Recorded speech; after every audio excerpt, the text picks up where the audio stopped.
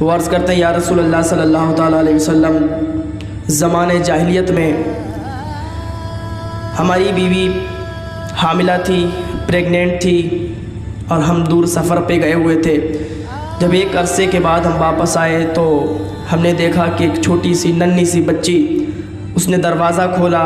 ہم نے اپنی بیوی سے معلوم کیا کہ اے میری شریک حیات، یہ بچی کون ہے؟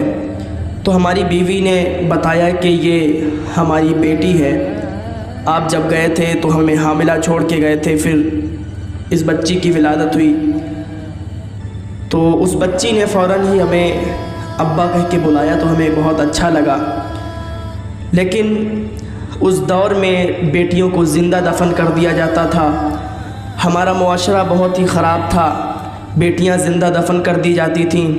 اگر کوئی اپنی بیٹی کو زندہ دفن نہ بھی کرنا چاہتا تھا تو محلے والے تانے مارا کرتے تھے، تانے مار مار کے اسے بھی زندہ دفن کروا دیا کرتے تھے۔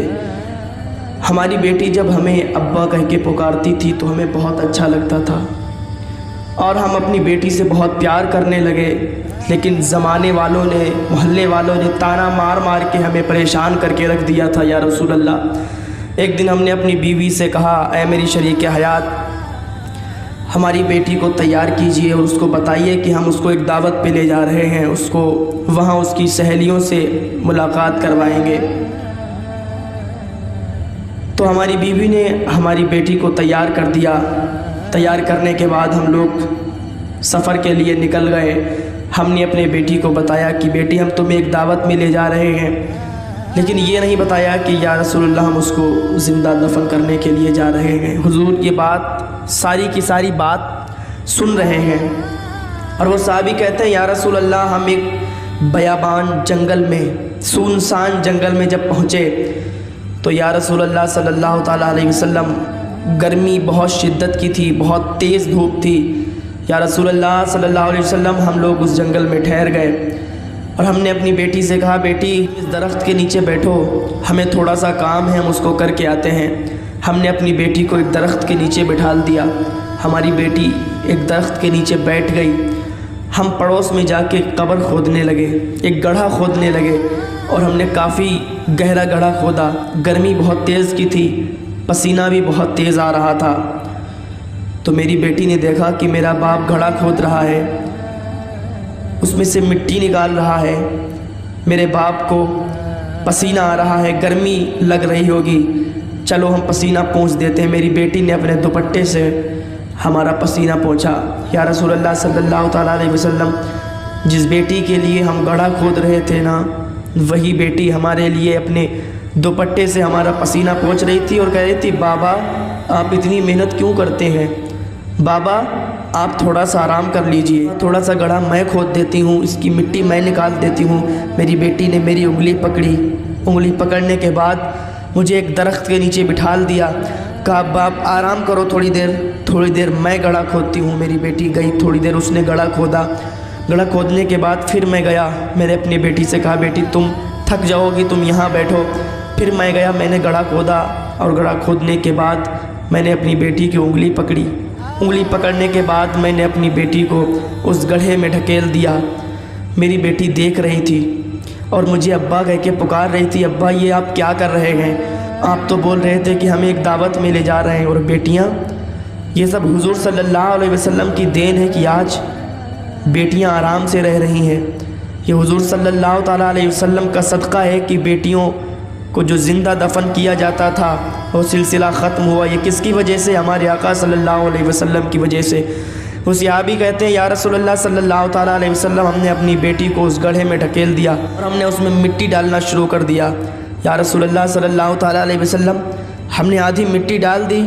میری بیٹی کہتی ہے ابا آپ یہ کیا کر رہے ہو، آپ اس میں مٹی کیوں ڈال رہے ہو؟ ابا آپ اس میں مٹی مت ڈالو، ہمیں زندہ قتل نہ کرو، زندہ مت مارو۔ ابا آپ کو یاد ہے جب ہم آ رہے تھے تو ہماری والدہ نے کہا تھا کہ یہ اللہ کی نعمت ہے، اس کو ضائع مت کرنا۔ ابا ہم تو آپ کی لاڈلی بیٹی ہیں، آپ ہمیں کیوں قتل کر رہے ہیں؟ آپ ہمیں اس گڑھے میں کیوں ڈال کے جا رہے ہیں؟ کیوں ہمیں زندہ دفن کر رہے ہیں؟ رسول اللہ صلی اللہ تعالیٰ علیہ وسلم جب اس بات کو سن رہے تھے تو زہر و قطار رو رہے تھے आपकी बेटी हज़रत फ़ातिमतुज़ ज़हरा रज़ियल्लाहु ताला अन्हा भी वहाँ पर तशरीफ़ फरमा थी। हुज़ूर सल्लल्लाहु ताला अलैहि वसल्लम ने हज़रत फ़ातिमतुज़ ज़हरा को गले से लगा लिया और ठाठे मार के रोने लगे। वो सहाबी कहते हैं, या रसूल अल्लाह सल्लल्लाहु ताला अलैहि वसल्लम, जब हमने मिट्टी गले तक डाल दी थी ना, जब मिट्टी गले तक पहुंच गई थी, तब मेरी बेटी ने हमें बाप कहना बंद कर दिया।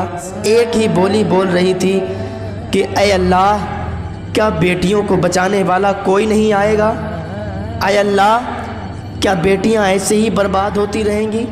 ऐ अल्लाह, क्या बेटियों को ऐसे ही ज़िंदा दफन कर दिया जाएगा? या अल्लाह, तू कोई ऐसा भेज दे जो बेटियों पर शफ़क़त करे। ऐ अल्लाह, तू कोई ऐसा भेज दे जो बेटियों को इज़्ज़त दे।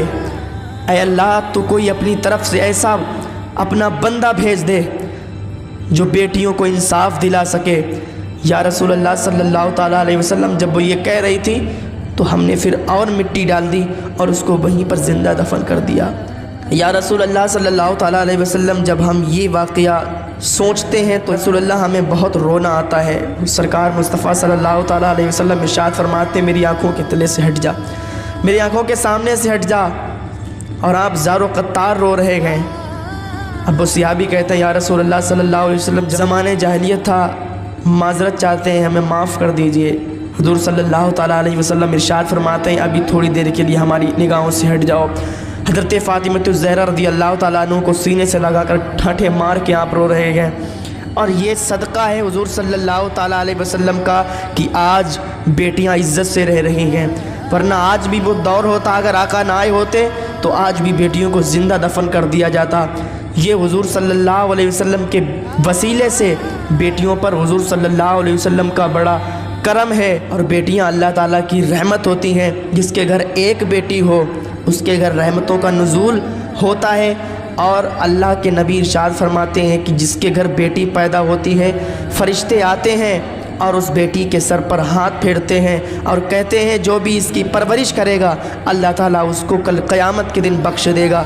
जिसके घर दो बेटी पैदा होती हैं उनके घर में अल्लाह ताला की ऐसी रहमतें नाजिल होती हैं, ऐसी रहमतें नाजिल होती हैं कि उसका सिला तो कल क़यामत में ही उसको पता चलेगा। जिसकी 3 बेटियां पैदा हो जाए ना, उसको 3 सवाब मिलता है।